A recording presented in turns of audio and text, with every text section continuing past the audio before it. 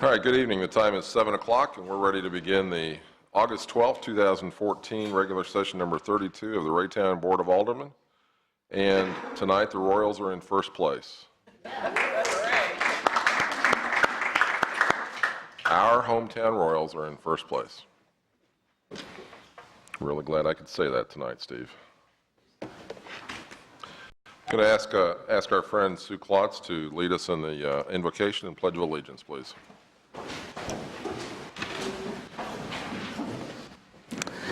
Father God, we praise you for the blessings you have given us, for this beautiful weather, cool breezes, sunshine, and the world we live in. We ask for special blessings for those who are hurting, whether physically, mentally, or emotionally. Help them find the help they need and the comfort they also need. As the school year begins, we also ask for all to be aware of the children walking, riding buses, or being taken to school by their parents. Keep them all safe in their travels to and from school and home. Today we meet to do the work of Raytown, and we ask for direction in what we do and say here tonight.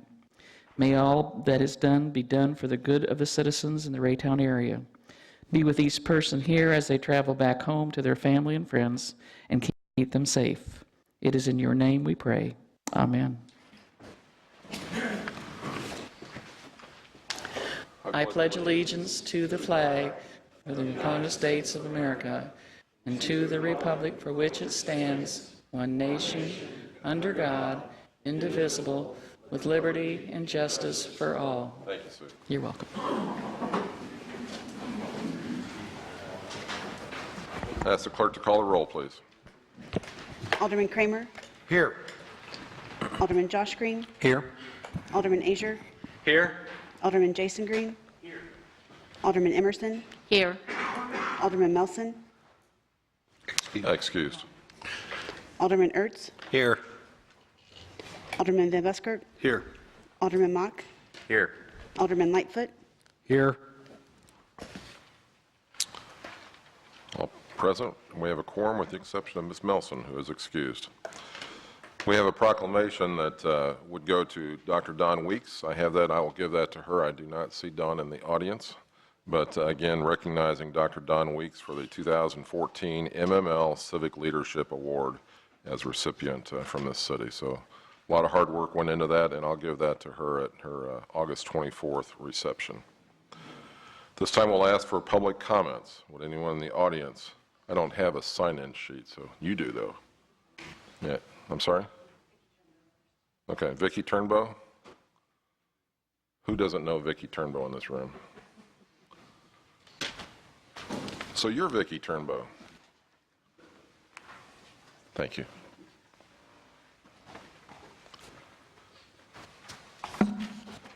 Good evening, Mayor Bauer and Board of Aldermen, staff, and those in the audience. My name is Vicki Turnbow, and I'm with the Raytown Area Chamber of Commerce. And tonight what I wanted to do is come and talk to you a little bit about an event we are putting on Saturday, September 13th. It's called Senior Celebration. After looking at the 2010 census, putting Raytown at a little over 8,000 in our population at age 55 and older, plus since Raytown is one of the 4 communities included in the Mid-America Regional Council's Kansas City Communities for All Ages, we felt an event to celebrate the roots of our community, a great event would be a senior celebration. So the first annual senior celebration, like I said, will be Saturday, September 13th. We're going to have it at the Point at Graceway. So those of you who are 55 and older, or at least close, we want you to grab your friends, put on your Sunday best. We're going to have dinner, desserts. We have a chocolate fountain, photo booth, DJ. It's from 5 to 8. Tickets are only $10. They're on sale at Hy-Vee and also at the Chamber office. And we have lots of great sponsors, Hy-Vee, Bickford House, and of course, Hy-Vee, KC Piano, and Bickford House, sorry, have been our 3 major sponsors. So if you guys have any questions, I will be around. I can answer questions.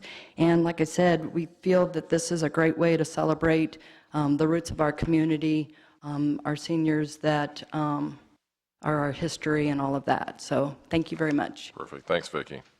Before we continue on with any of the other public comments, if you're here and wanting to talk about items 6 or 7, which are both first readings on public hearings, I would ask that you come forward at that time rather than now during public comment, so we get everything fully recorded. So I'll turn now to Julie Wishy, and Julie, you have the... I'm here for the other reason. Okay, thank you. How about Jonathan Smith? I'm here for item 7. Okay, thank you. Anyone else in the audience that would like to address the board at this time? Okay, we will move on then. Communication from the mayor. I will tell you that I had the opportunity to attend a fantastic block party this past Sunday.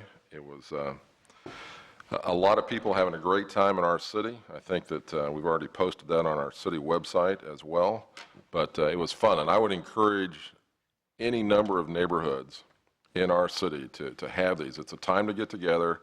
I mean, not everybody was in the streets all at once. Not everybody was riding in the slippery slides. Not everybody was eating the 28 gallons of chili that were fixed that day. But a lot of people in their neighborhoods were out on their front porches, in their driveways, talking. It was a time for people to get to know one another, and that's exactly what I would like to see more neighborhoods in our community do. It was a fantastic event. And with that, we've got a lot on the agenda, so I'll dispense with any further comments from the mayor and ask the city administrator if he has any.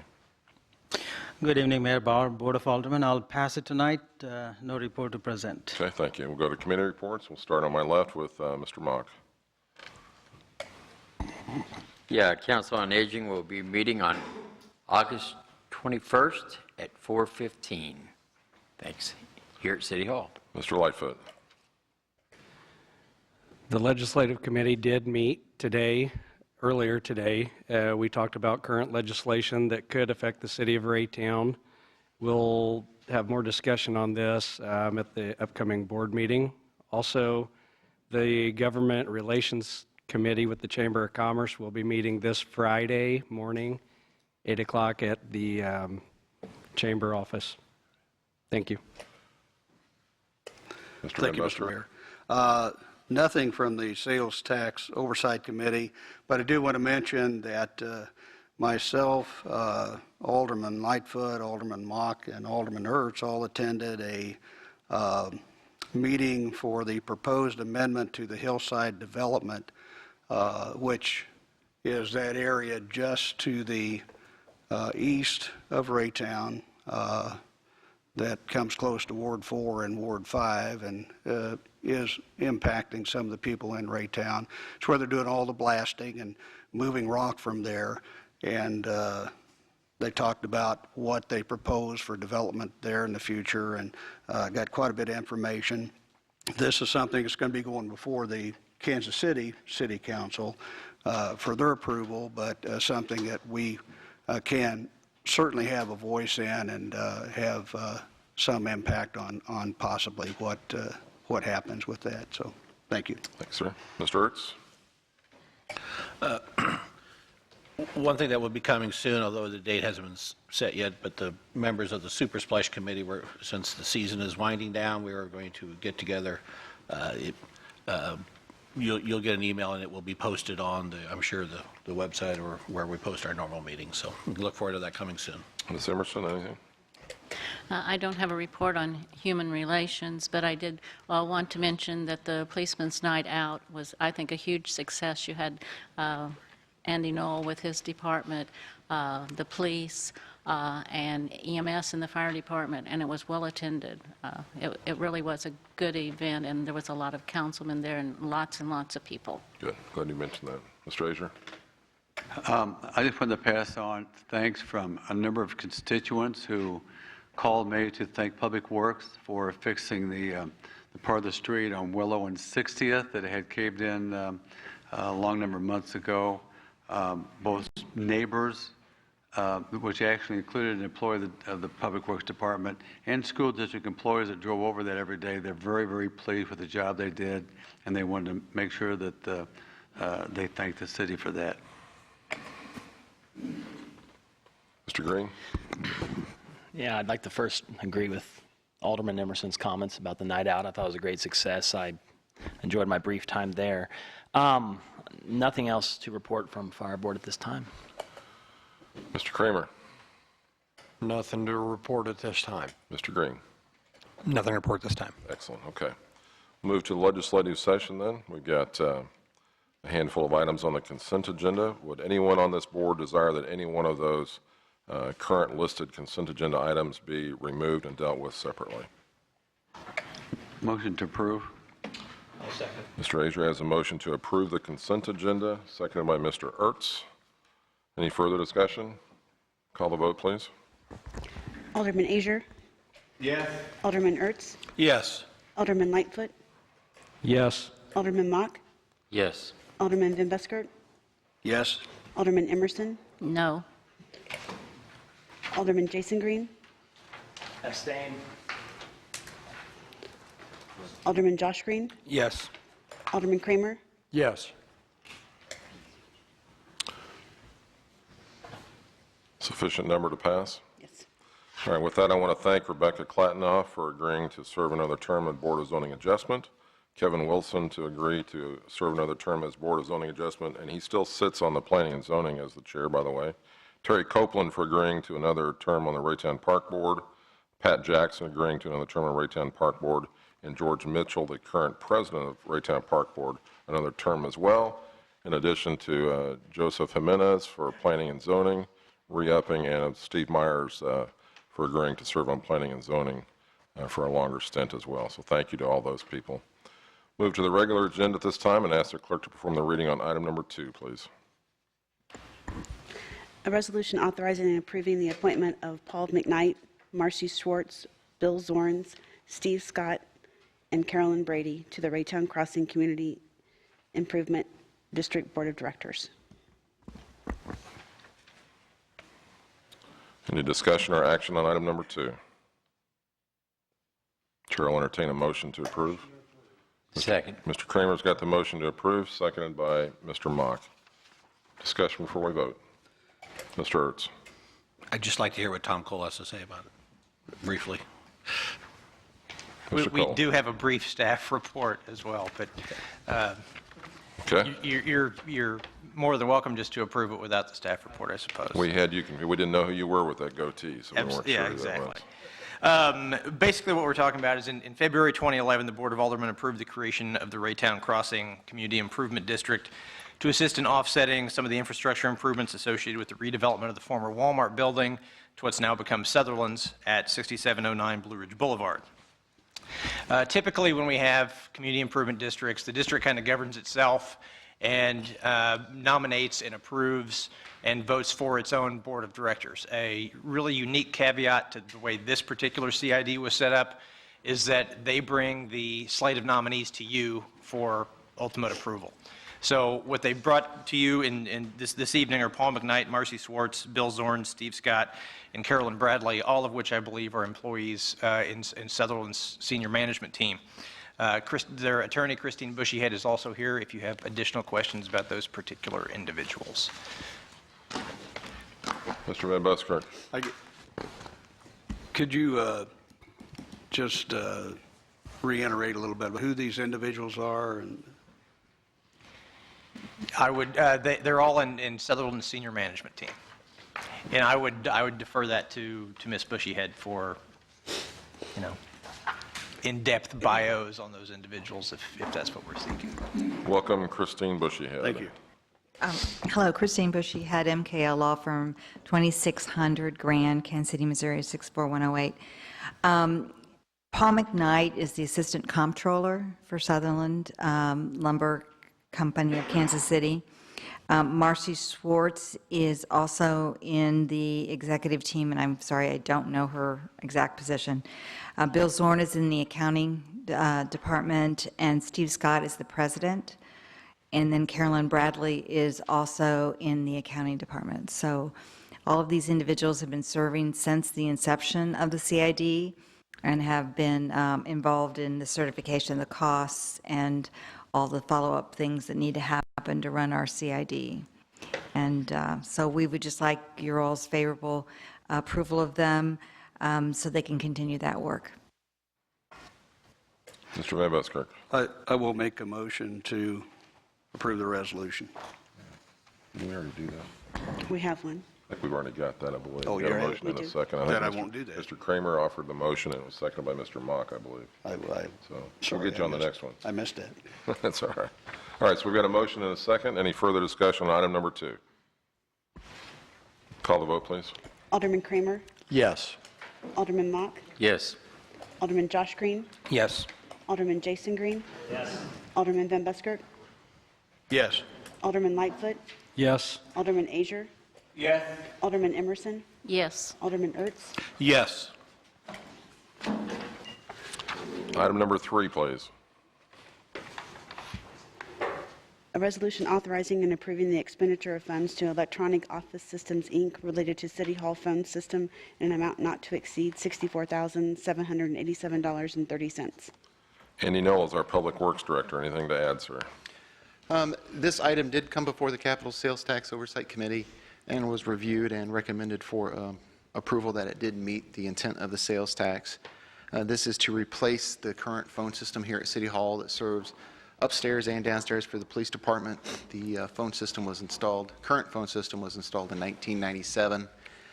Currently, if we need replacement parts, we're forced to go on the secondary market to try to find those, so there is no guarantee that those parts are there, and has been giving us more and more issues, especially with the handsets.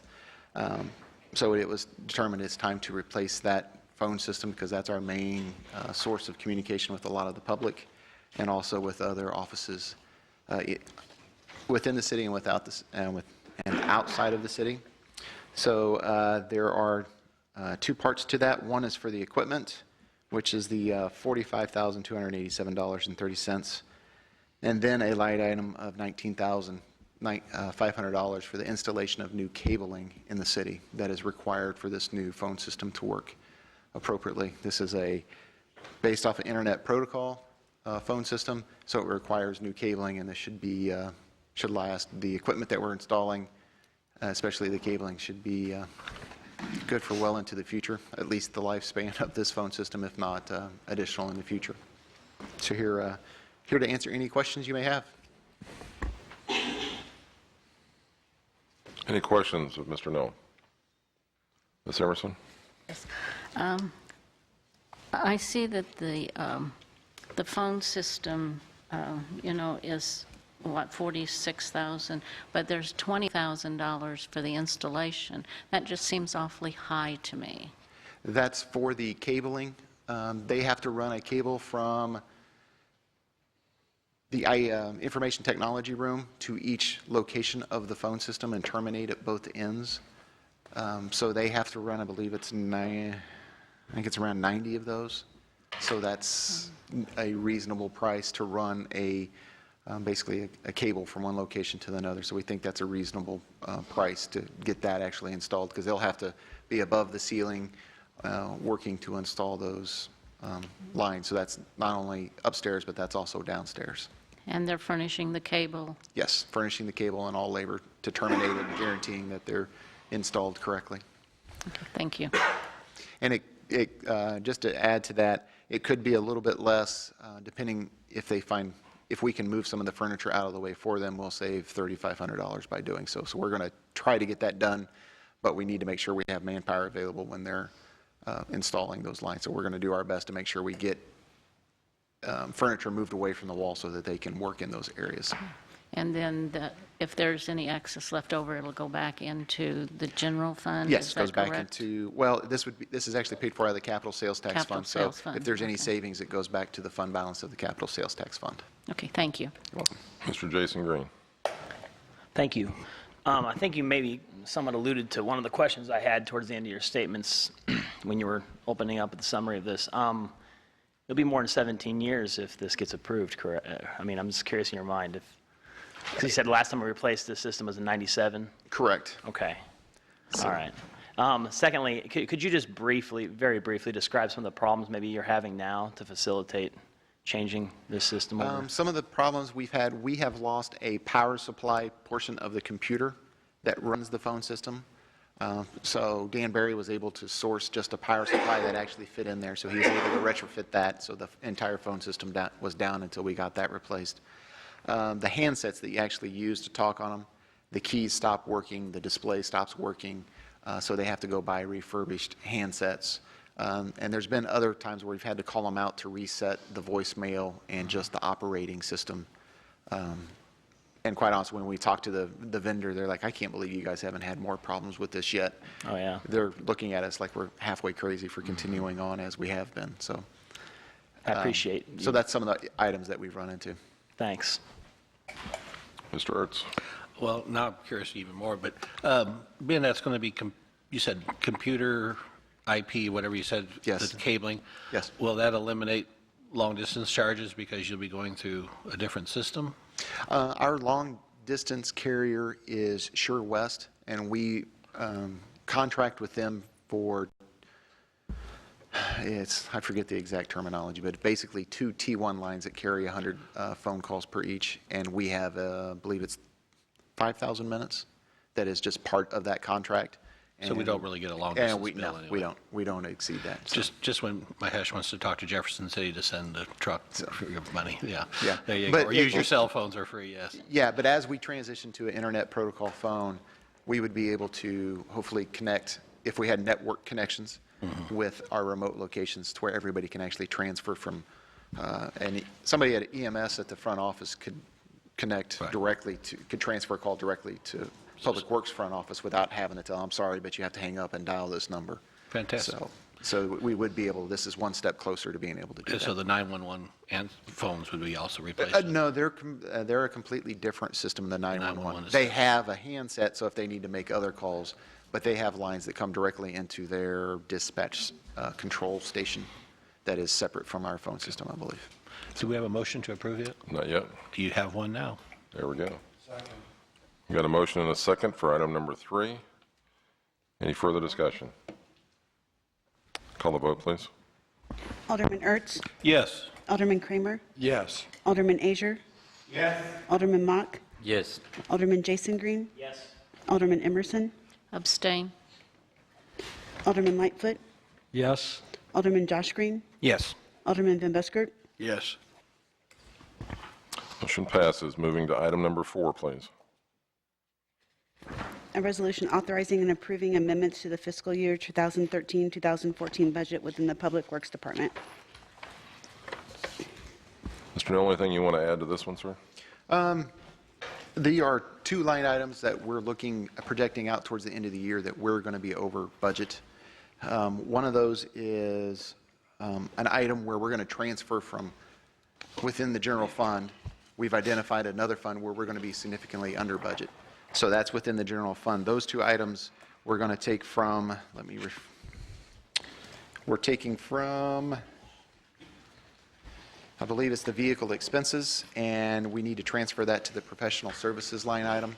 A big part of that overage has been with the Google Fiber installation. Every time we have a Missouri One call for a utility locate, that costs the city $1.30.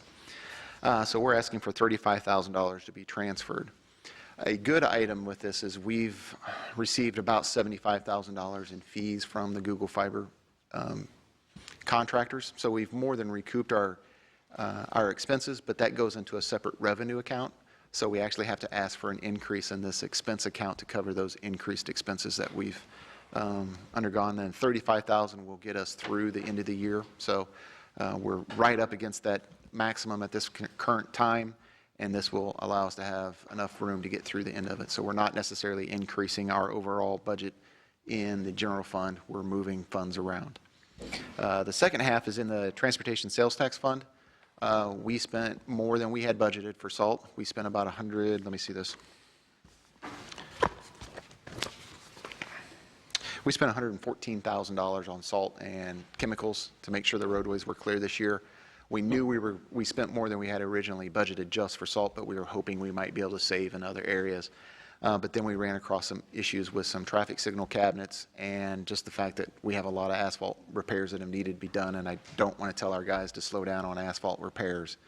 So we are asking to transfer $43,000 from the fund balance of transportation sales tax to the operations side for general supplies.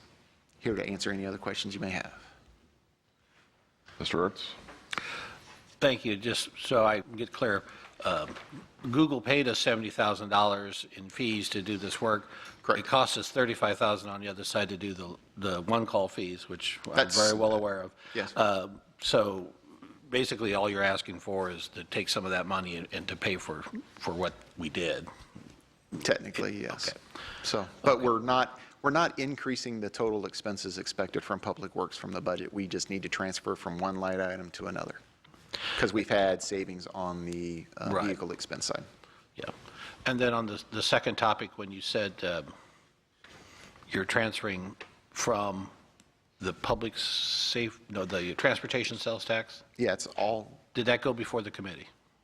transportation. No, we have not. This is the item where it's they budget $125,000 at that item, and they expect this is a supplies and operations item, and we just report back to them what we've actually spent. So we have not went before them yet. So we'll report to them at the end of the year and a report card of actually what we've spent on those particular items. So they can keep track of what's Yes. left, obviously, in there, and Yes. obviously there's money in there for Yes, for yes, that there is. fund. We've actually collected more last year than we had originally anticipated, so there's some excess fund balance that's not allocated to any other expenses. I don't expect you to control the weather, so thank you.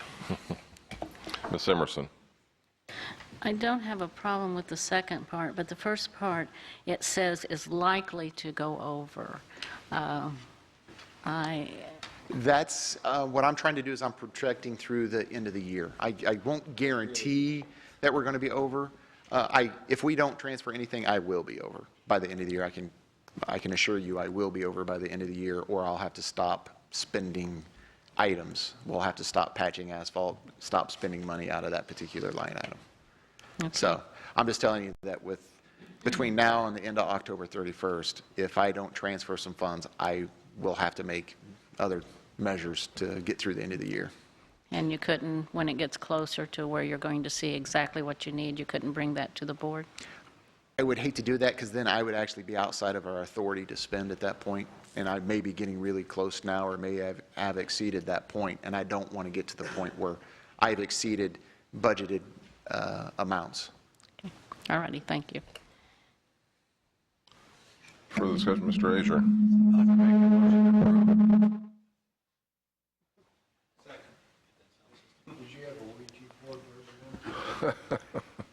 All right, we've got a motion made by Mr. Azier. Second was, Mr. Green. Thank you. Motion's been made and seconded. Item number 4, any further discussion? Mr. Van Buskirk. The Missouri one-call expenses, clarify a little bit more as to what exactly we paid for those fees. Correct. The city. Missouri One Call is a system to try to mitigate utilities from getting hit from excavation. So every time a contractor or anybody wants to dig in the ground, they're supposed to call Missouri One Call. Right. And they tell them, I'm going to be digging in this area, and they say, okay, give us 2 days, or I believe 2 days, and we'll notify the utilities, and they'll come out and mark them so that you don't hit them. Well, every utility that they notify pays $1.30 every time somebody calls in. So every time Google Fiber went down a road, they'd call in 4 or 5 locates. We'd have to pay for that. And then as they go in the backyards, they call in another locate. So it really adds up fairly quickly. We usually have around, it's about 3,000 total for a year. I think we had 3,000 in 2 weeks during some of that construction period. So we've, probably 5 times the typical number that we've had in that particular line item. And that's mandated by law. We don't have an option to do so. So when I've called, I've used that Yes. service certainly myself, but are the utilities companies having to pay something when I Yes. call them and they Everybody come that into gets my notified backyard? has to pay. You're required to contribute to that fund. And all of my utilities are underground, so. So MGE, KCP&L, Comcast, Google, that it's funny that, Google is now called, Public Water Supply District, Raytown Water. We have to do it for storm and sanitary. But in the future, when somebody calls in and they want to dig in, Google gets to pay as well. What was part of the 75,000 that came back from Google Fiber, was that meant to cover those expenses specifically? Yes, that was envisioned, that the right-of-way permit fees Okay. would more than cover the expense of the It's Missouri been Water. quite a while back since we approved Yes. the Google Fiber Correct. contract, so I can't really remember. Would any of these changes or additional expenses, do you think any of those could have been foreseeable at the beginning of the year, or at least at budget time? Not necessarily at the beginning of the year, but I can see why some of those might not. Salt Right. is... We don't necessarily, with fuel pump repairs, sometimes you hope you'll get through, but, you may have a really bad year and you have a lot of expenses in one particular year, and then you don't have any expenses for 3 or 4. So you hate to budget for the worst-case scenario on every particular line item, because then it'd make it almost impossible to balance the budget if we did that.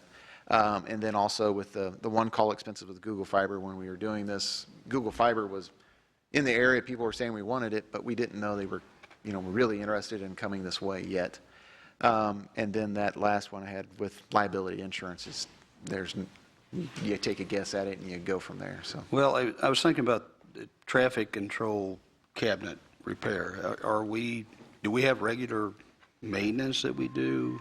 Oh, we go out related and to make those? sure that things are there, but it's power supplies that went out, some of them have been hit. We're trying to recoup some of our expenses from some of those being hit, but we still have to pay for it up front, and we're paying for it out of this transportation sales tax fund on some of those. And some of them, we've had power supplies, or the power feed has been hit, and we had to redo the entire power feed because it did not comply with code at all, and they wouldn't hook it back up unless we ran something completely different. How much of that work do we do ourselves, and how much is contract? We don't, when it comes to the running underground power feeds, we contract that out, and we typically contract out cabinet replacements simply because of the manpower that's needed to get it done quickly, so that we can take the intersection out of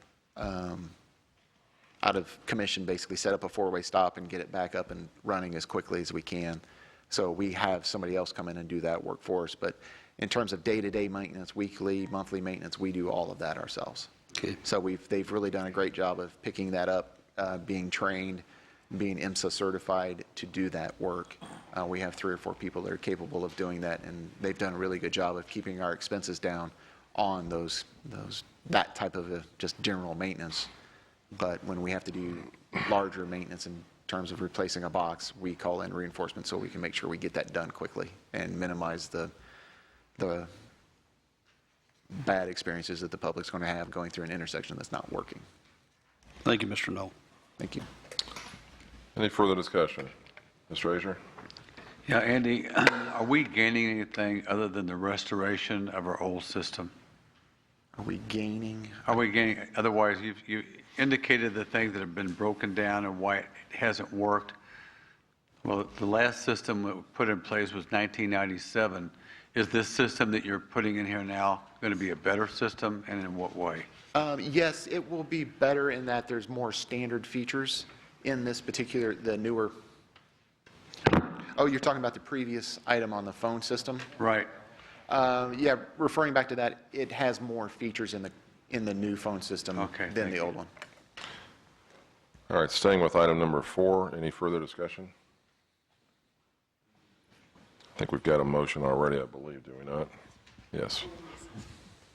All right, motion's been made and seconded, no further discussion. Call the vote on item number 4, please. Alderman Azier? Yes. Alderman Josh Green? Yes. Alderman Van Buskirk? Yes. Alderman Lightfoot? Yes. Alderman Mock? Yes. Alderman Jason Green? Yes. Alderman Kramer? Yes. Alderman Ertz? Yes. Alderman Emerson? Abstain. Very good, motion passes. We'll ask clerk to perform the reading on the second reading, on item number 5, please. An ordinance amending and adopting Amendment Number 1 of the Police Officers Retirement Fund Pension Plan and authorizing the city administrator to execute all documents. Chief is working his way to the desk, at which time we'll ask him if he has anything further to add to this item. Thank you, Mayor. We talked about this July 19th, and so if anybody has any questions, we'd glad to answer. Any questions of the chief? Item number 5. Mr. Ertz. I make a motion to approve. Second. Second. Motion's been made and seconded. Any further discussion on this reading?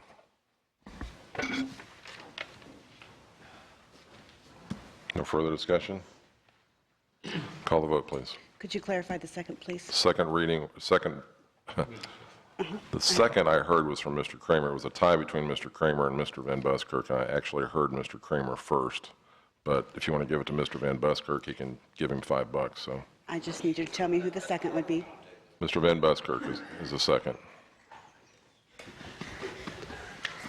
Alderman Ertz? Yes. Alderman Van Buskirk? Thank you, Mr. Mayor. Yes. You betcha. Alderman Emerson? Yes. Alderman Kramer? Yes. Alderman Jason Green? Yes. Alderman Josh Green? Yes. Alderman Azier? Yes. Alderman Lightfoot? Yes. Alderman Mock? Yes. Motion passes.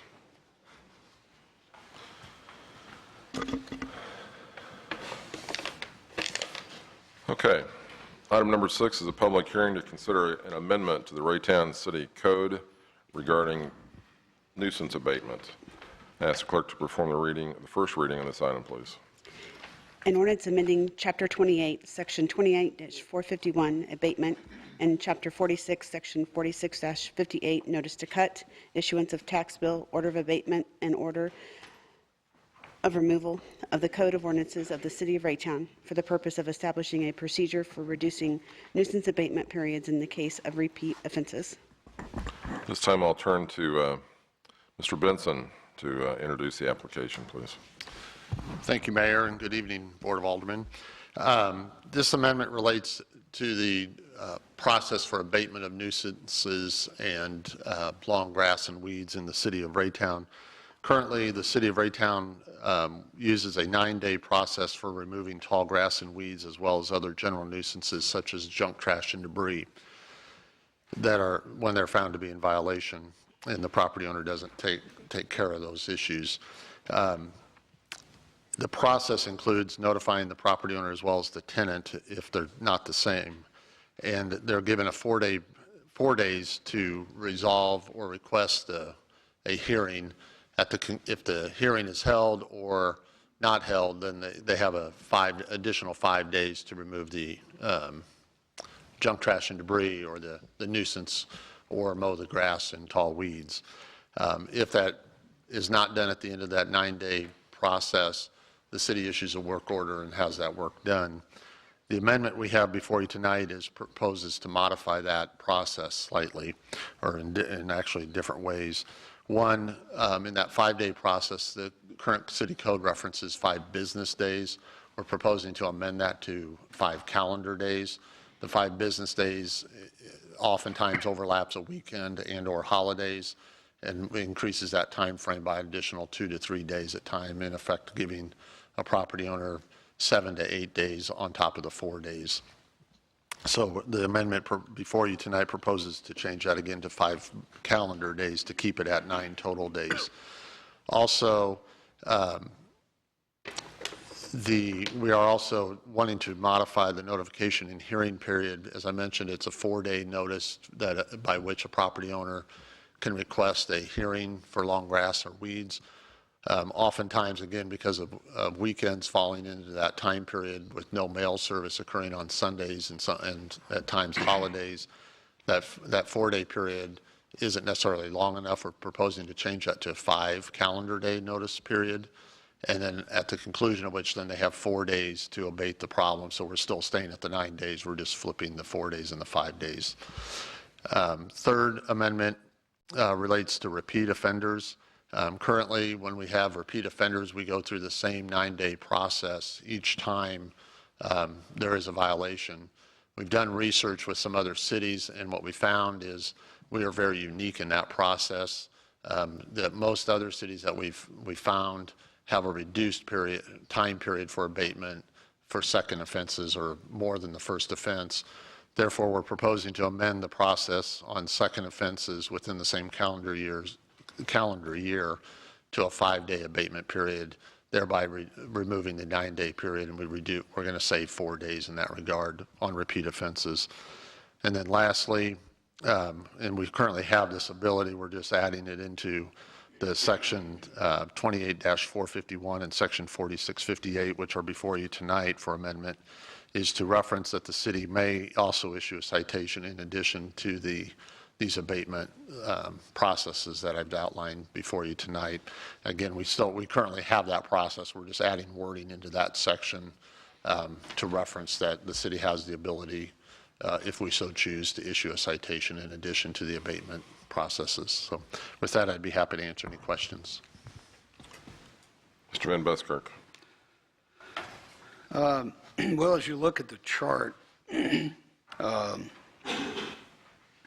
on the tall grass ordinance amendment abatement periods, current procedure and proposed, it comes out the same amount of time other than the 4 days to 5 calendar days, and then for the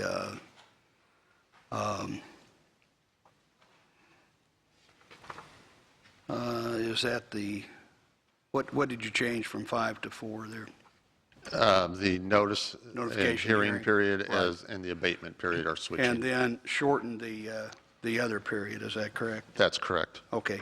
So, but it appears to be the same as the current in total time, but in actuality, it's not because of that change from calendar days to work days, right? That would be correct, yes. Okay. The current procedure that's outlined on that graph is if there's no holiday or weekend that time period falls within, you're correct. Okay. So in essence, that time period So it really currently is a little longer than It really shown. has changed. Yes. Okay, very good. Thank you. Mr. Josh Green. Thank you, Mr. Mayor. Mr. Benson, I just wanted to thank you because I know this has come up in a few conversations you and me have had concerning repeat offenders and reducing that abatement time period. So I just want to thank you for your work on this, and that's pretty much my 2 cents. Mr. Jason Green. Yeah, I'm afraid Alderman Green stole some of the words out of my mouth. The most, I guess the best part of this to me is what we have to expedite this process with repeat offenders, because that seems to be a large share of the offenders in terms of these codes issues in regards to lawn care and things such as that. And so that's, I'm happy to hear that. Is there a motion currently to approve this? Well, actually, if it's there's a first motion, reading, it I'm would sorry. go to take it to a date certain, to All right. continue it to a date certain of August 19th, if that's... That's right. That sounds great. Is that your motion? We'll do that. Yeah. Actually, we still hold on that thought, because I still got to get public comment on this, just in case. Sounds great. But we'll hold you on that one. I'll write it down. Ms. Emerson. Now, this is just for repeat offenders, is this correct? It's The- not a first time. The shortened time period is just for repeat offenders, yes, in the same calendar year. Okay. That is correct. Okay. Mr. Mock? Yeah, is there any way we can shorten it a little bit more? We actually looked at that, and Get 'em on the ball. the issue we run into is making sure that we're giving due process and notifying the property owners, giving them the opportunity to be notified and abate the violation, and that's where we're at the 5 days. So we're not comfortable going less than 5 days because of the potential legal ramifications we could run into. Yeah, maybe one of these days, huh? So. Okay. Any other questions for Mr. Benson? If not, I'll ask if there's any public comments. Anyone from the public that would like to talk to the board on this particular item? We'll move past public comments, and I'm going to go back to Mr. Green, Mr. Jason Green. Board discussion or action? We're going to want to move this to a date certain? Date certain of August August 19th 19th. might be a suggestion. Sounds great. Okay. Mr. Green? Mr. Green's got the second to move this, or to continue this hearing to a date certain of August 19th. Any discussion on that? Mr. Van Buskirk? Can discussion only be on that motion at this point? Yes. Okay.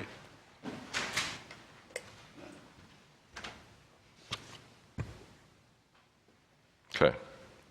Call the vote, please. Alderman Jason Green, Yes. Alderman Josh Green, Yes. Alderman Ertz, Yes. Alderman Van Buskirk, Yes. Alderman Emerson, Yes. Alderman Azier, Yes. Alderman Mock, Yes. Alderman Kramer, Yes. Alderman Lightfoot, Yes. All right, moving to public hearing, item number 7, public hearing to consider a site development plan for redevelopment of property located at 9509 East 63rd Street and 6300 Evanston. Ask the clerk to perform the first reading on this, please. an ordinance granting approval of a site development plan subject to certain conditions for redevelopment of properties located at 9509 East 63rd Street and 6300 Evanston in Raytown, Missouri. Mr. Benson, would you like to present this application, please? I would again be happy to. Mark Evans with Triple C Development is seeking approval of the site development plan in relation to the city's Central Business District, or CBD, design standards. The site development plan submitted proposes to redevelop 2 adjoining properties located at 9509 East 63rd Street and 6300 Evanston. The project for these properties proposes demolition of the existing buildings and parking areas on the properties and construction of a 8,233 square foot Family Dollar retail store. The subject property is zoned neighborhood commercial, which permits retail stores as an allowed use. So in this case, you're not dealing with the use of the property or approving the use. You're just dealing with the site plan of how the property is proposed to be developed. The proposed redevelopment of the properties would also result in public improvements that include construction of curb and gutter, storm sewer improvements, and a sidewalk along the west side of Evanston Avenue. In addition, the project includes demolition of existing driveway entrances and construction of a new driveway entrance on 63rd Street. Because the development proposes redevelopment of these 2 properties with a new building, the CBD Design Standards Overlay District requires that the plans for the proposed redevelopment be reviewed and approved by you as a Board of Aldermen following the receipt of the recommendation of the Planning Commission. The Planning Commission has held a public hearing in regards to this application on July 10th. Following their consideration of the application, they have recommended approval by a vote of 6 in favor and 1 against, subject to the following waivers and conditions. The waivers include the driveway location, allowing a driveway to be located on 63rd Street, which the CBD design standards otherwise prohibits. 2, access from 63rd Street, again, relates to the driveway location. 3, set 2 lines or maximum setbacks. The CBD design standards call for a maximum setback of 5 feet. The building itself is proposed to be located close to the front property lines, but it's a little bit further than 5 feet. I apologize, I don't have those numbers right in front of me. It's approximately 7 feet on one side, and I believe 6.5 feet on another side. So they're just a foot or 1.5 feet to 2 feet further back. And they're requesting a waiver to allow that setback. The 4th waiver relates to ground floor transparency on the east facade of the building, which the CBD design standards specifies that 25% of any facade facing a street be constructed of glass. On the side facing 63rd Street, they meet that standard. On the side of the building proposed to face Evanston, they have no windows on that side, so they're asking a waiver to that requirement. They have added extra architectural detailing on that facade to compensate for that lack of a window on that side. And then 5th, the roof expression in this area of the downtown or CBD, the CBD design standards call for a sloped roof, more of a residential architectural style roof. In this case, it's a flat roof with a parapet, similar to the existing building located on the east side of Evanston where the motorcycle shop is. In that building, it'll be a similar roof line, if you will, as to that building. Conditions or recommended conditions, there are 2 of those. approval of the site lighting plan for the proposed project. That had not been submitted at the time of the Planning Commission. Staff has received that and has reviewed that plan and has found it to be in compliance. And then second condition is compliance with all applicable city codes and ordinances. Mr. Evans is here tonight, and I'll defer to him for further information unless you have questions for me. Before we ask any questions, I want to make sure that the board has a chance to share if they've had any ex parte communication on this subject prior to this meeting. Mr. Lightfoot? Yes, Mayor, I have had ex parte communication regarding this issue, but I will weigh all the information before I vote, and it will not affect me. Mr. Green? I as well have had ex parte communication on this matter, and I will weigh all factors when I vote. Mr. Azier? Likewise, and I equally will weigh all factors involving this, and it will not influence my decision. I have had communication with some people in regards to this issue. I will evaluate all information and evidence before us before making a decision. Any other confessions? All right, very good. Mr. Benson, you've completed your presentation. Does the board have any questions, Mr. Benson, before we go to the applicant? Ms. Emerson. On the sewer improvements and the sidewalk on the west side of Evanston, who is paying for that? The developer will pay for The those. developer is paying for that. Thank you. Mr. Green? Okay. Mr. Lightfoot? Yeah, Mr. Benson, at Planning and Zoning, we had some large architectural drawings of these. Are there anything like that to distribute to the board so they can see in greater detail what a lot of these specifics look like?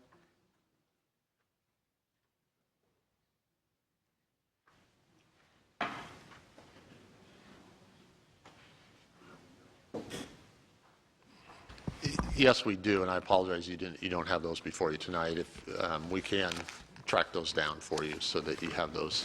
Well, I think some of the things they're asking for is like the window and such. You kind of need to see what you're talking about for that anyway. It was helpful at Planning and Zoning.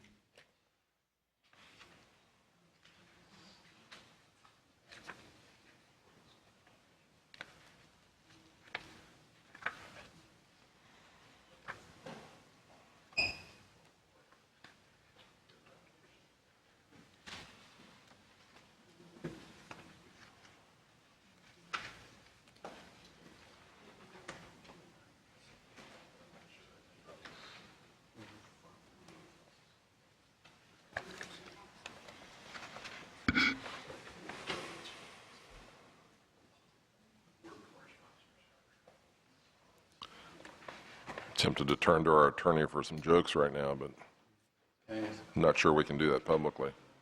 Mr. Azier? Yeah, John, did either the developer or the city do a traffic impact study of vehicles entering and exiting the property during rush hour traffic?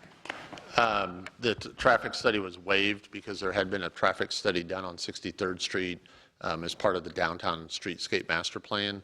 So we had a feel for the traffic. In addition, 63rd Street is an arterial, classified as an arterial roadway, and which can accommodate the traffic that would be generated from this type of use. So was that study done for downtown or for that specific intersection?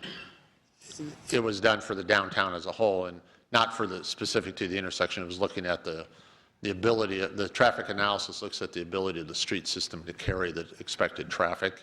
And in this case, 63rd Street being classified as an arterial roadway is expected to carry the traffic. And with the traffic volumes it currently carries and this type of use, it has excess capacity, so the traffic study was waived. It wasn't required to be submitted by this developer. So I'm concluding then that your staff did not feel it was necessary. That's correct, yes. Thank you. Other questions, Mr. Benson, Mr. Ertz? Well, while we're waiting, I'm assuming that the windowed portion is the front would face 63rd? Yes, the side of the front entrance of the building would be located near on the northwest corner of the property, or excuse me, northwest corner of the building.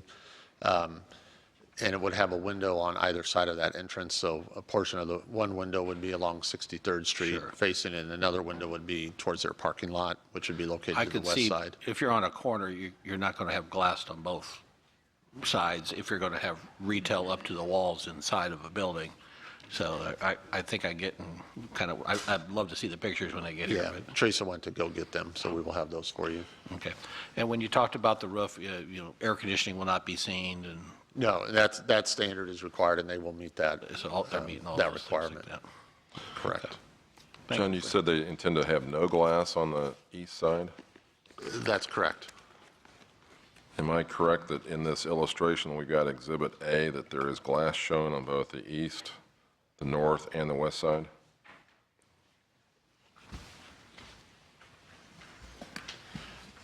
I don't know which illustration you're referring to. Well, it's a little hard to describe because it's hard to read, but it's Exhibit A, page 3 in the packet. It shows elevations of the building itself. There will be, yes, on Exhibit A, the elevation that's on the top, or the top elevation showing there, that is the north side of the building facing 63rd Street. The elevation just to the right of that, in the upper right corner, is the front entrance, which will be at a diagonal on the northwest corner. And then the elevation that's the second elevation from the top is the west side of the building that will face towards the parking lot. And there is a window there. That's also the front entrance that you're seeing on the left side of that elevation. Okay. The third elevation from the top is the the east elevation along Evanston, and there are no windows there. They've added the columns, architectural detailing in there to compensate, and then the bottom, or the elevation at the bottom, is the south elevation, which would be the rear side of the building. Okay, I missed that it was a diagonal entrance. Thank you. We're still tap dancing until we get the illustrations? Are we still tap dancing until we get the illustrations? It's the same elevation that you have as Exhibit A in your. But in all fairness, I can't read what the materials are, right, so. Yeah. So we're still looking for the illustration to come forward, right? Yes. Could the applicant perhaps explain those in the meantime? Yeah. Yeah, All right, he let's, needs to speak, so. Ask the applicant if they would like to speak on this matter, please.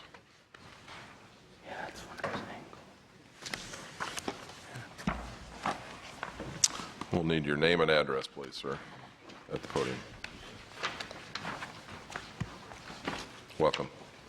My name is Mark Evans, Development Coordinator for Triple C Development Incorporated at 200 Armory Road in Center, Alabama.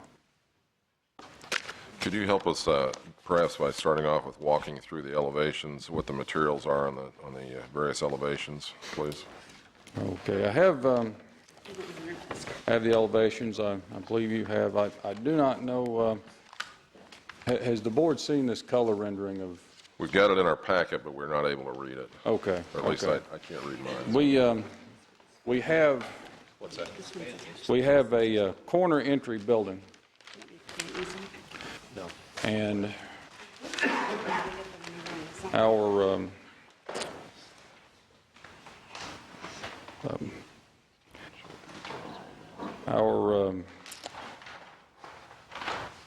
exterior elevation at the north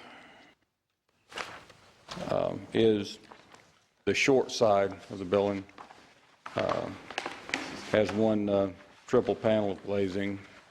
Obviously, the diagonal entry has a significant percentage of our glazing for this building, and a lesser amount of glazing on the west elevation.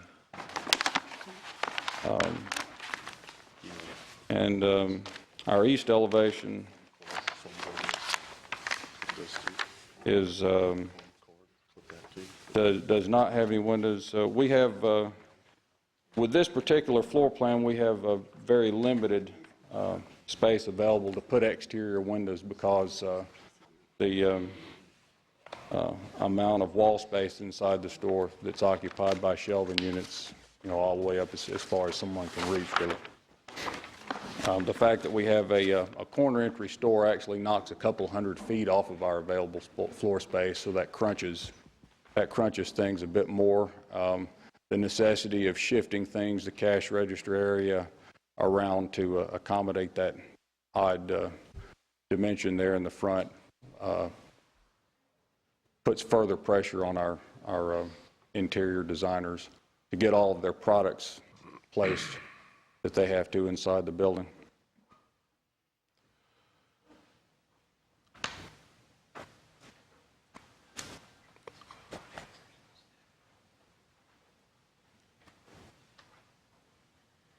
It's still, I have to admit, sir, it's still very unclear to me what the building materials are on the elevations. Is it a stucco? Is the lighter color that we're seeing, is it a stucco material or what is it?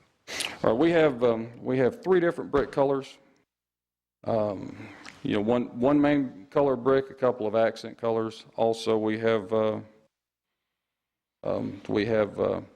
split face block at the base, a couple of trim colors that you see. Obviously the bright red is the canopy, and then we have some drive-it material for trim and cornices, and also behind the wall sign. John, I'm going to have something a little more clear on the elevations. I'm not. If you'll bear with me, we're getting an easel so we can put this up, and it will have, so everybody, you can all see it. What he's referring to is there's 3 color of Acme brick on each facade. There is some ephes above the front entrance where the store sign will be, basically above the awning and above the front door. And then the base course on all 4 sides will be a split face CMU block, which is the bottom course that you're seeing, the darker color you're seeing on the elevation drawing. Okay. So it's all masonry material. Is it it's a full brick, it's not applique then? It's a full brick? That is correct, yes. Okay. Full brick. It's masonry on all 4 sides of the building, with the exception above the sign face above the front entrance, which is a drive-it material. Okay. Sir, I may have interrupted your presentation. Is there anything else you'd like to add or address for this board? Just as a general overview on the issue of the glazing, we frequently have to adapt this store to urban design standards. We deal with as many as a dozen different design elements with the urban design standards, and it is generally understood that it's difficult to have a set of guidelines that's equally applicable to every type of commercial development. Obviously, the ability to put windows around facades would be different for a small box retail store than it would be for a furniture showroom or even a tire store. What we've done in these situations is we try to play to our strengths, where if we're unable to meet the letter of the standards on an element such as glazing, we take the opportunity to bolster other design elements where we have greater opportunity. For instance, on our building, it is a large building, so we have a large canvas to work with. So we can see on these elevations that there's actually a lot of architectural interest incorporated into the exterior of the building. What we have here is a total of, shown here, a total of actually 7 different colors and textures of materials there to work with. And we've wrapped parapets around the building, a cornice work on the top. This is obviously not the standard prototype exterior for a Family Dollar store or any typical deep discount small box store.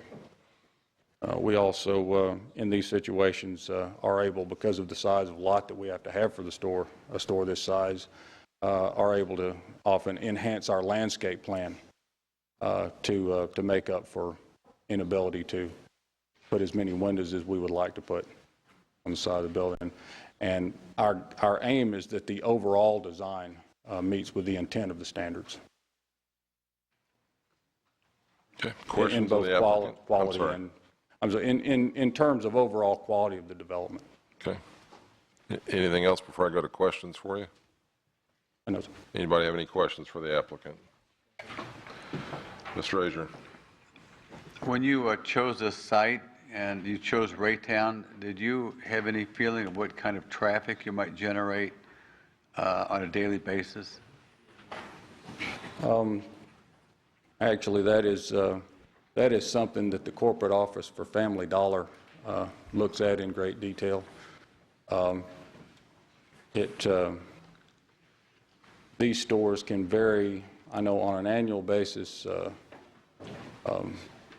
anywhere from several hundred to well over $1 million in gross revenues per year. It's often a 200 or 300 or maybe a little more trips per day is the design volume of vehicles in particular entering and leaving the store. Is that like an estimate, or do they do a study, or you said these are figures that the corporate They are office- estimates. They are estimates. They're based on rooftop counts, demographics, available information. The folks, even the folks at Family Dollar, as good as they are sometimes unsure exactly what that number is going to be until after the store's been open for a year. But that's something you can share at the next meeting. We can certainly see if the store planning people in Charlotte have a number that they would feel confident enough giving to us, because I said they are estimates.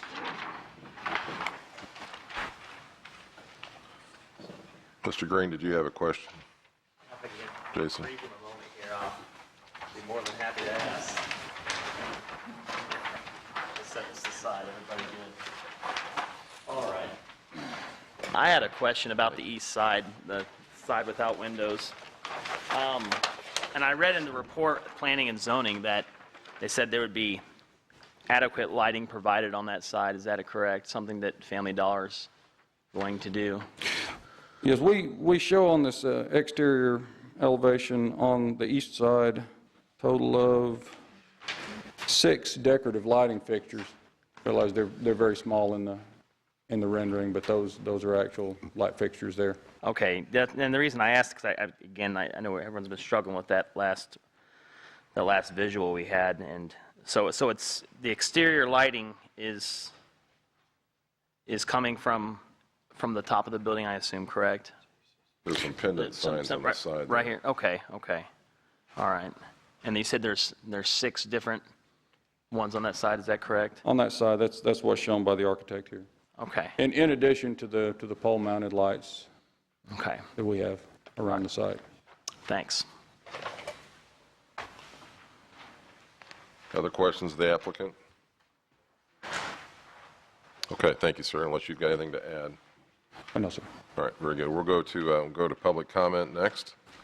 And I've got people that have so far signed up that I'm aware of. Julie Wishy, would you like to come talk to the board on this, please? Thank you, sir. Address we've got for Julie is 6409 Elm, Raytown. Welcome. Hi, Mayor Bauer and Aldermen. Welcome. I have kind of I come to you for myself and for my neighborhood. I live 2 blocks from what's going to happen here, and it's very concerning for me.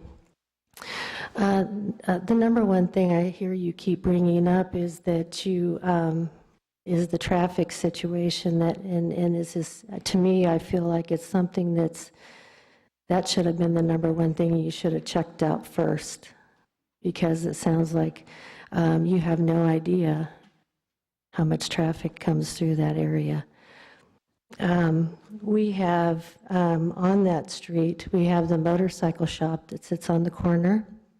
Every time you turn on or off of 63rd Street, the motorcycles are parked outside. There's cars, patrons that are going in there. That road is very narrow there anyway. And that's how a lot of us get to our houses, is right off 63rd Street in that little area right there by Evanston. We also have an adult daycare center that was just put there. That's by the Hope Network. It's also there. We also have a daycare center that was also put there by that Precision Sales that they're planning on taking down. We also have kids that stand at bus stops in that section, in that area. My concern also is that we have neighbors, people's backyards that will be facing that store. And there's some of us that have lived or do live on that street. And I would like for you to put yourself in our position if you had to sit in your backyard and look at that. Also, I can't imagine the big heavy trucks that are going to be pulling in and out of that spot delivering stuff, as well as cars trying to get off of 63rd Street and back onto it. If you've ever come out of that area, you sometimes they're backed up clear past the stable at a certain time at night, and you can't even get out from your own neighborhood. So you add a store in there, and then you're going to really have some problems. So also I wanted to bring up that we not only have, we have several dollar stores that are on 63rd Street already. We have we have a Family Dollar store, a Dollar Tree in Brywood. We have a Dollar Sense that was just put in the Raytown Plaza. We have two Dollar Generals. We have one at Woodson Village and also one on 350 Highway. I would like to recommend that if the city chooses to continue with this Family Dollar, that we put it across the street in the 63rd Street Shopping Center, where there's plenty of parking, plenty of access to the store, loading docks that are already there, and they can take their design and redesign it however they want to. We already have a parking lot and a building, and it would take it away from the neighborhood, and it would take it away from 63rd Street, which is already a busy street. When you pull out of that Evanston spot there, the street light for 63rd and Raytown traffic is right there. And I will guarantee you that if you do research on that traffic, you're going to find that you wished you wouldn't have stuck it there. So my prayer is that you listen to the citizens of Raytown, that you don't listen to the business part of it, and that you realize that we need to put it in a different location if we want to keep it. Thank you. Thanks, Julie. Jonathan Smith.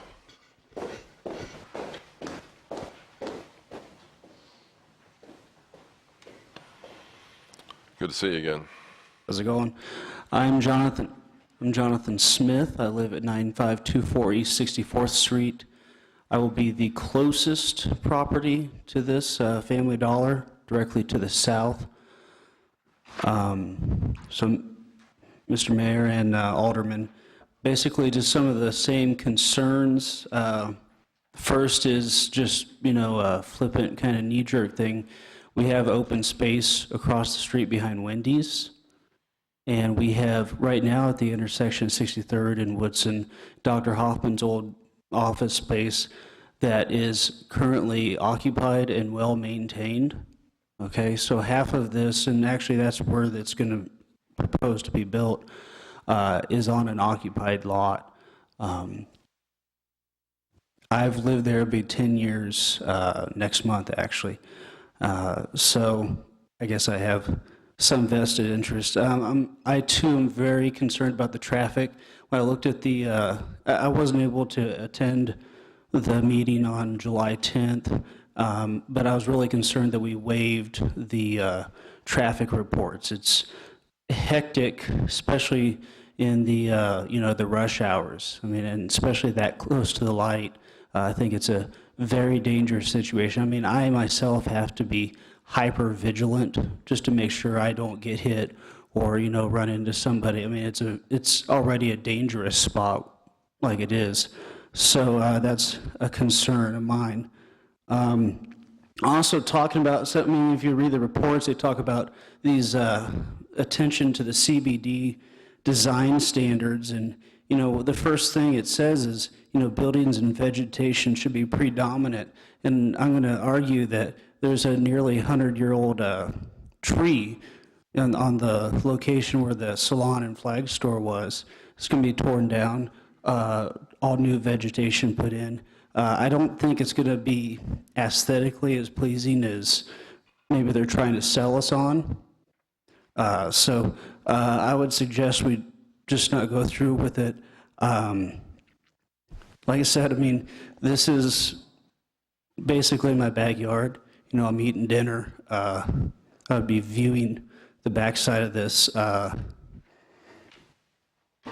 just concerned about this, and I don't know why I'm nervous, but I am concerned about like a lot of the empty vacant spots along 63rd, and I know we want good development and everything, but I would argue that not every dollar that we make is a smart one. So that's what I would say. I would say we maybe, if they're still interested, maybe we could look at other locations, but that's my 2 cents.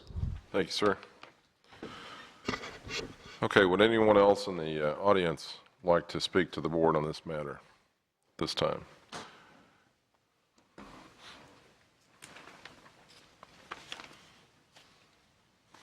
Just need your name and address, please. I'm Dwayne Basham. My home address is 6105 Woodson here in Raytown. My business address is 6300 Evanston.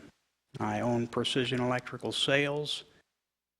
And about, 3.5 years ago, I came before the Board of Aldermen, and you were gracious enough to provide me a tax abatement for that particular property, which I put a lot of money into that facility to renovate that facility. And my wife and I have lived here in Raytown for about 15 years. And we have seen a lot of businesses come and go. This is an opportunity for Raytown to see a building a brand new building erected, which from what I understand, it's been 40 years since a brand new ground up facility has been built here in Raytown, in the downtown area. I find that a little bit, I don't want to say offensive, but when I was approached by the developer for my property, my comment was, you're going to have to want it worse than I do, because I just put a lot of money into the facility. And they evidently did, because I sold it to them, and we're waiting on the closing. So I do come before you for selfish reasons, because I've got a building that I've sold, but no different than the selfish reasons of the people that are there. I do want to ask the people that have come before you tonight, if they've considered the traffic that's already there. Have you come before the board to complain about the motorcycles running up and down your street? Do me a favor, Mr. Basham, and address the board, please. Okay. Thank you. But anyway, what I'd like to do is just to ask the people of Raytown and the board to consider the things that have been brought before the board before, such as the Walmart store that has been presented and declined. This is an opportunity to take what is called a blighted area. I don't know if the the residents of that particular area realize that that neighborhood and that district is called blighted.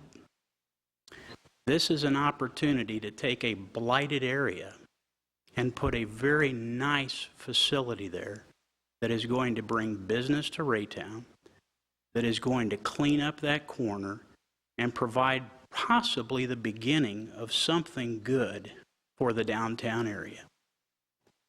I was quite surprised when I came before the board and asked for the abatement.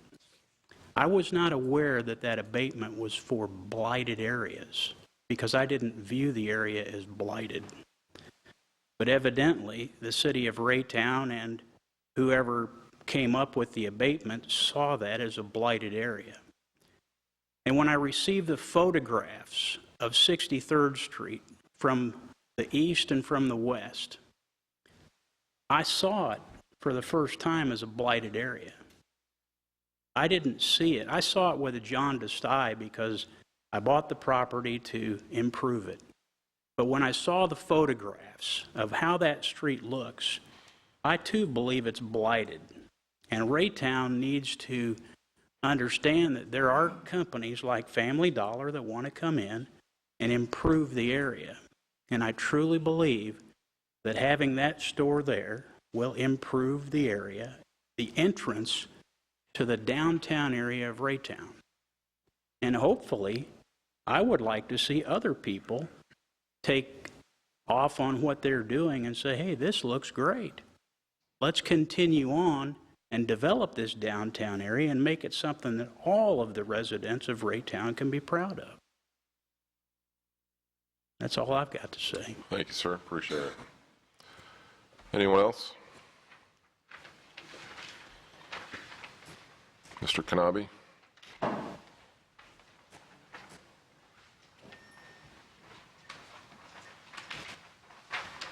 Introduce Mr. Gary Kanabe. Thank you, Mayor. Hi, guys. Ma'am. I'm sat where you've sat, or where you're sitting right now, and I understand what you're kind of going through. You're weighing everything out and trying to make the best decision possible.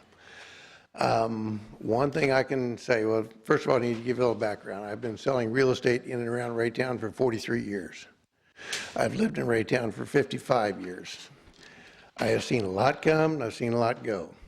And one thing I can tell you is progress in Raytown is difficult. I'm not laying this at your feet. I'm just saying it's difficult to get the spark of developers, of people who want to invest in Raytown, because maybe it's not going to work out best financially for us. One thing I would like to mention, a lot of people say, well, what about the traffic on 63rd Street? I think if you ask Pam Clark at Clark's Appliance, could she stand some more traffic?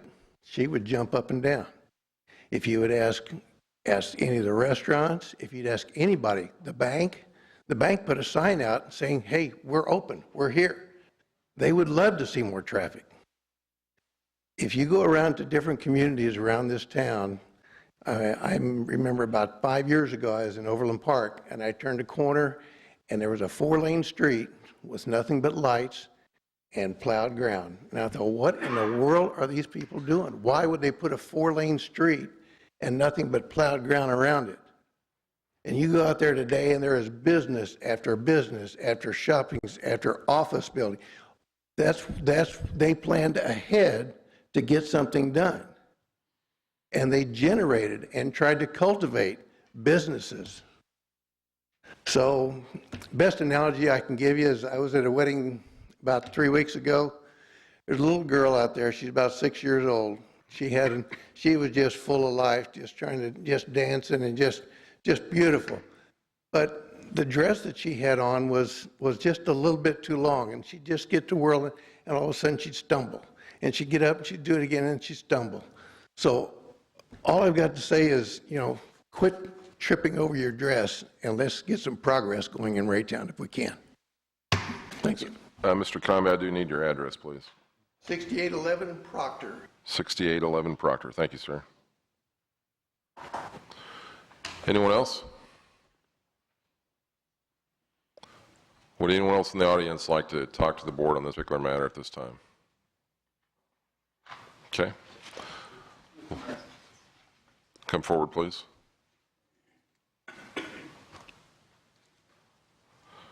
That way everybody can hear you. Yes.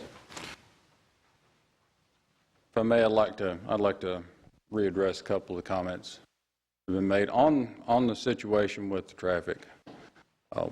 I would like to offer that one of the aspects of these developments that Family Dollar is toughest on us about is vehicular access.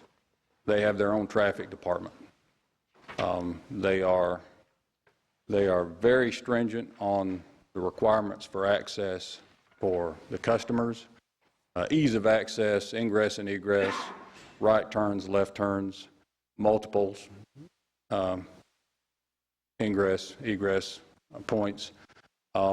Very strict about the ability of their delivery trucks to get onto the property to safely park next to the store, unload, and get back off the property.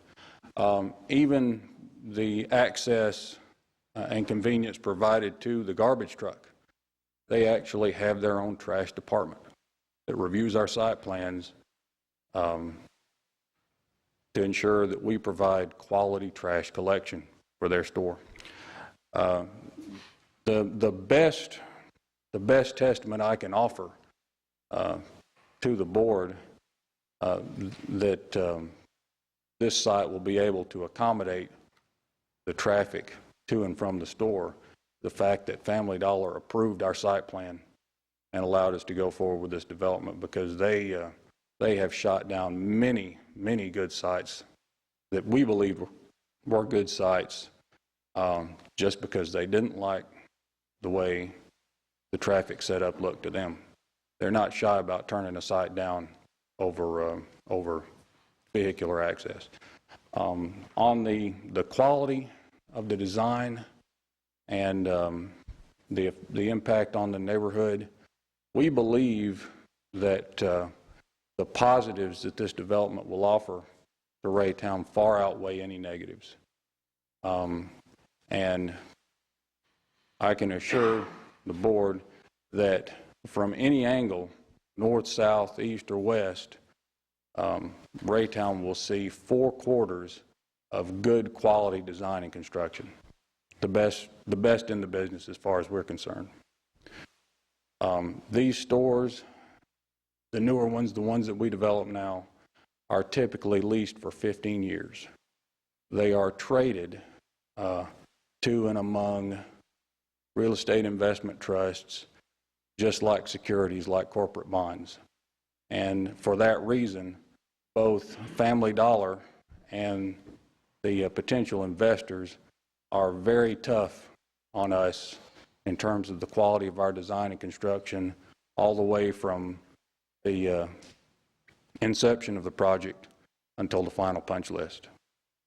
Of that, I have no doubt the community will be happy with what they see when the doors open for this store. Any questions further of the applicant? All right, thank you, sir. Appreciate it.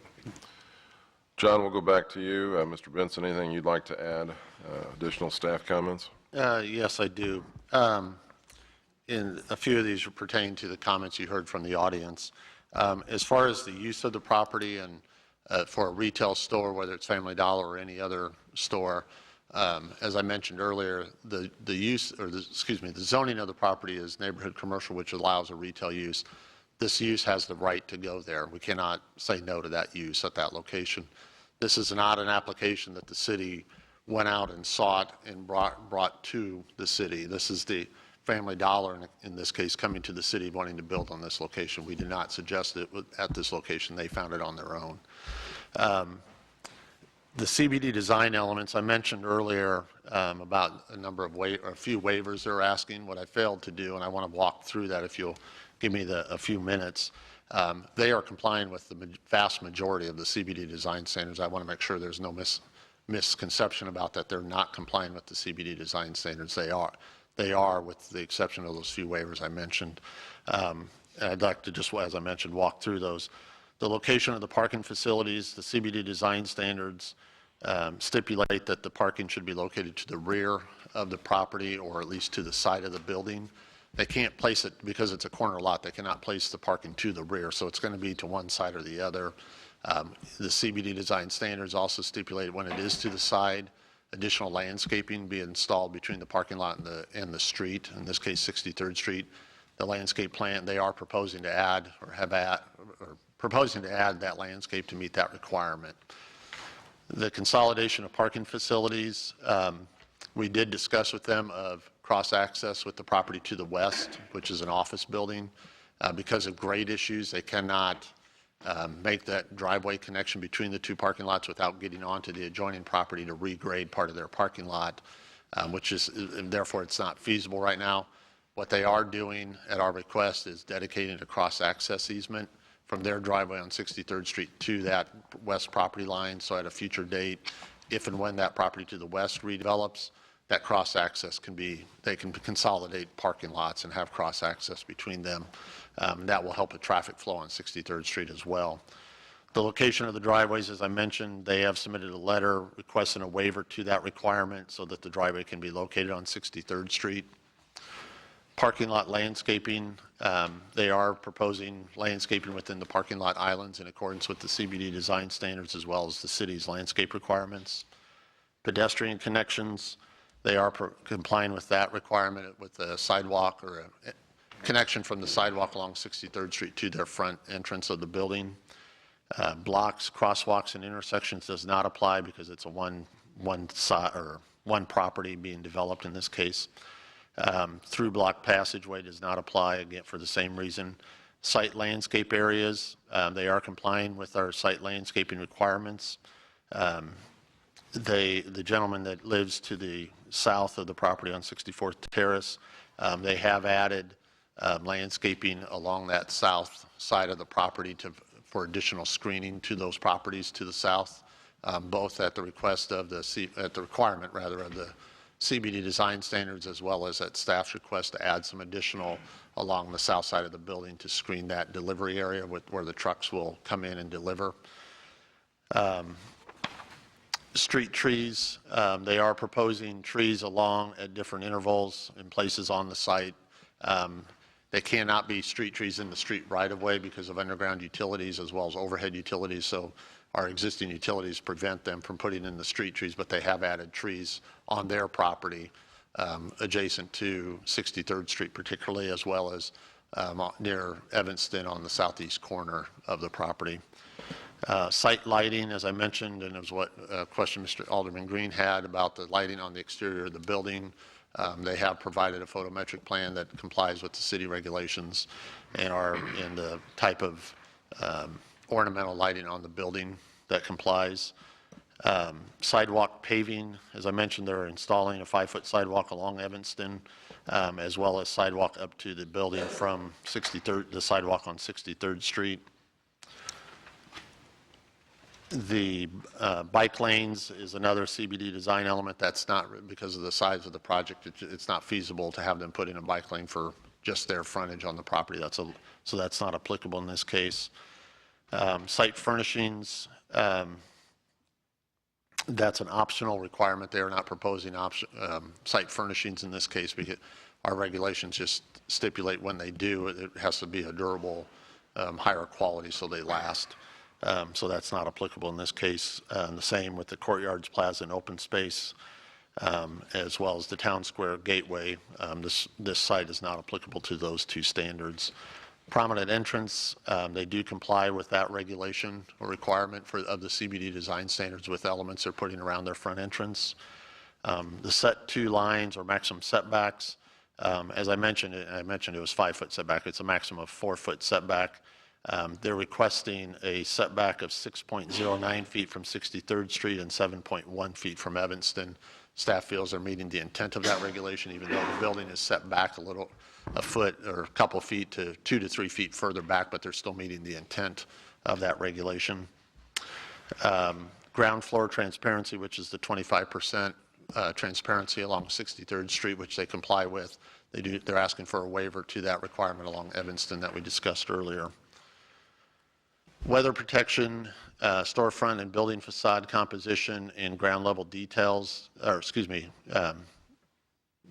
the weather protection, storefront and building facade composition do not apply in this case because the area is not located within the town square neighborhood of the CBD. The ground level details, however, their plans do propose building. The building will comply with these standards by incorporating decorative lighting, belt courses, and planters on either side of the front entrance. Upper level step backs is not applicable because it's a one-story building. And then the roof expression, as I mentioned earlier, calls for a sloped roof, more of a residential architectural style. In this case, they're proposing more of a commercial flat roof, similar to the commercial building to the east on the opposite side of Evanston. Marking a gateway into downtown does not apply because of the location of the property. Also, the backside of the buildings, they comply with that requirement with the materials that they're proposing and the architectural lighting. There are no screening of blank walls in this case because of the materials they're proposing. And then the exterior building materials and the colors also comply with the CBD design standards that are proposed.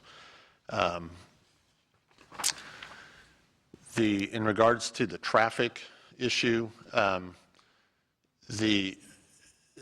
like to go back to 63rd Street for a minute, and Alderman Asia, your question.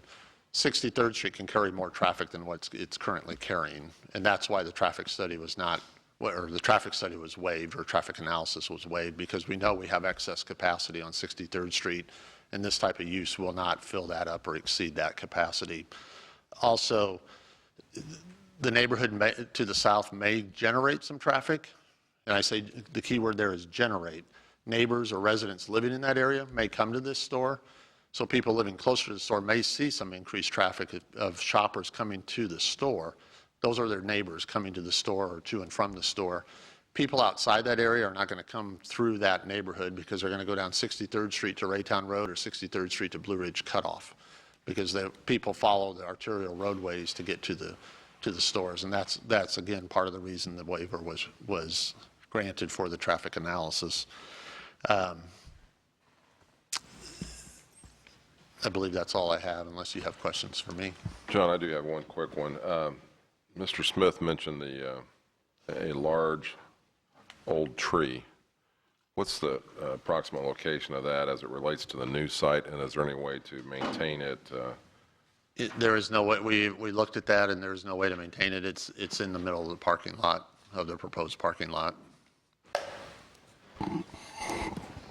And there's significant grading will occur. There's a slope of, if I recall Mr. Evans' comment at the Planning Commission, I believe, from the southwest corner to the northeast corner, the site drops approximately 15 feet in elevation, so they're going to have to do some grading on that site to level it, to create more of a level surface for parking that meets handicap requirements and drainage issue, to deal with the site drainage on the site. Okay. Questions, Mr. Benson? Mr. Green? I just want to confirm that that abatement will not travel with the property, that as soon as the property is sold, that abatement ends. That is correct. Okay. Mr. Azier? John, is Evanston an overflow street? No, it's, I believe, a local street, classified as a local street. I'd have to double check that, but I believe it's a local street. I guess my question would be that if indeed customers to the store began using Evanston as a route to access Raytown Traffic Way by leaving the store and going down Evanston and then to miss the corner, if that became a problem, would the neighbors there have the option of appealing to the city to make Evanston a one-way street going north? That would always be an option, a request that would be to the Public Works Department, and then ultimately would have to be decided upon by you as a Board of Aldermen. Okay. Thank you. Mr. Mock? Yeah. Appreciate you asking about the tree itself. How many trees are they anticipating on the site itself? Installing or planting? Yes.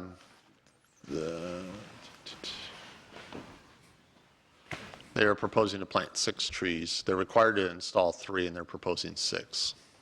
Okay. Wait, I apologize, that's not correct. That's in the parking lot. They're required to plant 11 trees. They are proposing 33 trees and 51 shrubs. Okay. Other questions for Mr. Benson? Mr. Kramer? In talking about landscaping, we're coming in towards the end of a year where construction, if it were to end in the colder months, would not be ideal time for planting. In a case like that, what would we do to ensure that there was planting? One, they won't be they won't be to the point on this site for construction to have the landscaping done this year. So we're probably looking at next spring. In cases where it either gets into the heat of the summer or cold of the winter, we'll grant a temporary or issue a temporary certificate of occupancy and grant them an extension until they get either through winter or through the hot part of the summer into the fall for planting. Sure. Okay, thank you. Okay, very good. We've concluded public comment. We're asking staff of questions. We'll go to board discussion. Is there any action this board wishes to take on this subject? And a suggestion might be to continue this to a date certain of August 19th. Mr. Ertz? I'd make the motion that we continue this discussion on August 19th. I second it. Mr. Ertz has got the motion to continue this to a date certain of August 19th, and the second goes to Ms. Emerson. Discussion on motion to move this to the 19th. Call a vote on that, please. Alderman Ertz, Yes. Alderman Emerson, Yes. Alderman Mock, Yes. Alderman Josh Green, Yes. Alderman Lightfoot, Yes. Alderman Jason Green, Yes. Alderman Van Buskirk, Yes. Alderman Kramer, Yes. Alderman Azier, Yes. For the audience, be sure to know that on August 19th, we will continue this public hearing. You'll have a chance again to speak for or against this item, and we certainly welcome you back at that meeting. I'll ask the clerk to perform the first reading now on item number 8, please. an ordinance approving the final plat of Family Dollar, a subdivision of the city of Raytown, Jackson County, Missouri. Mr. Benson? This is the final plat that goes with the previous application that was before you. The final plat, as I mentioned earlier, the proposed Family Dollar, it would redevelop two different properties that are side by side. The final plat proposes to consolidate those two properties into one lot, which is required in order for them to build on the property and develop it. They have submitted the final plat, which staff has reviewed. It has been found to conform with the city's final plat requirements and zoning requirements. They are dedicating some additional easements to bring the existing easements up into compliance with our current city regulations as far as easement width along some of the rear property lines and side property lines as well. With that, I'd be happy to answer any questions if there are any. Any questions, Mr. Benson, on item number 8? And action might be to, well, this is the first reading, so if there's no further discussion, we'll just continue thanking Mr. Benson for this first reading and elaboration, and we'll see it at the next meeting. Item number 9, first reading, please. An ordinance establishing a procedure to disclose potential conflicts of interest and substantial interest for certain municipal officials in the city of Raytown, Missouri. Ms. Henry, anything you'd like to add to this topic? This is a yearly item I bring before you. We're required to file this every other year. However, the city chooses to adopt this ordinance every year so that we stay on track and nothing ever falls through the cracks. Okay. Any questions of Ms. Henry? It's the first reading again. If there's no discussion, we will take this up at our next meeting. That takes us to the closed session item. Notice is hereby given that the mayor and board of aldermen may conduct a closed session pursuant to the following statutory provisions.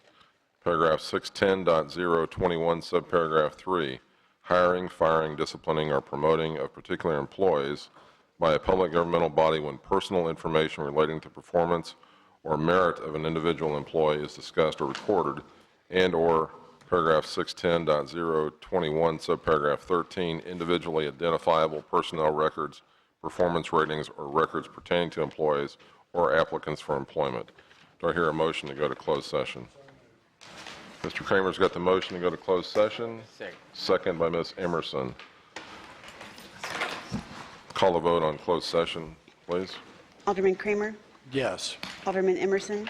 Yes. Alderman Josh Green? Yes. Alderman Azier? Yes. Alderman Jason Green? Yes. Alderman Ertz? Yes. Alderman Van Buskirk? Yes. Alderman Mock? Yes. Alderman Lightfoot? Yes. Very good. Let's reconvene in the administrative conference room in 5 minutes, please. Okay. No.